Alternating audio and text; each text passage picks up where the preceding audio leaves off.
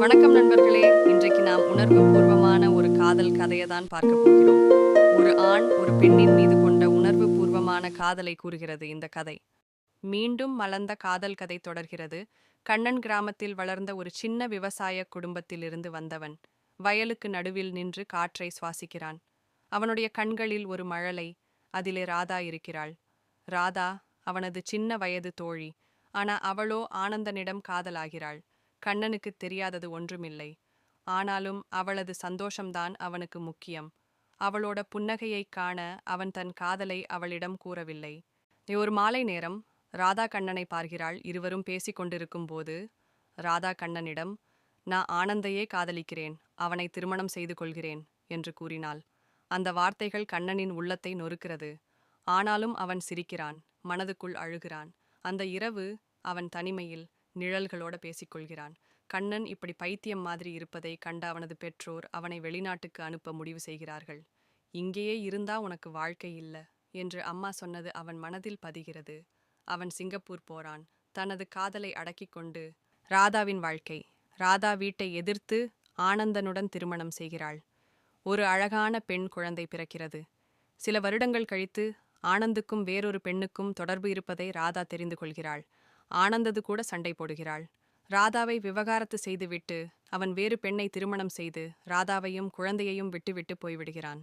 ராதா வாழ்ந்து கொண்டிருப்பது கஷ்டம். அவளுக்கு வேலை தேவை. குடும்பம் உதவ மறுக்கிறது. தனியாக ஒரு தையல் வேலை செய்து குழந்தையை வளர்க்கிறாள்.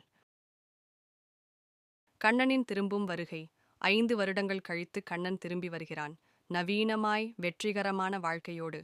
ஆனா மனதில் ராதாவின் நினைவுகளை சுமந்து கொண்டு. அவன் ராதாவை சந்திக்கிறான்.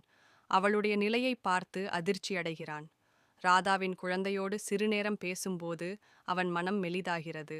அவன் ஒருபோதும் அவளை குறை சொல்லவில்லை. அவளுடைய தவறு அல்ல என்பதை உணர்கிறான்.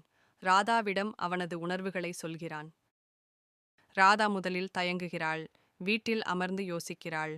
கண்ணன் அவளை நினைத்து திருமணம் செய்து கொள்ளாததையும், அவன் அவள் மீது கொண்ட காதலையும், தன் குழந்தை மீது கண்ணன் காட்டும் பாசத்தையும், கண்ணனின் நேர்மை, கருணை, அன்பு ஆகியவை அவளை மெதுவாக மாற்றுகிறது.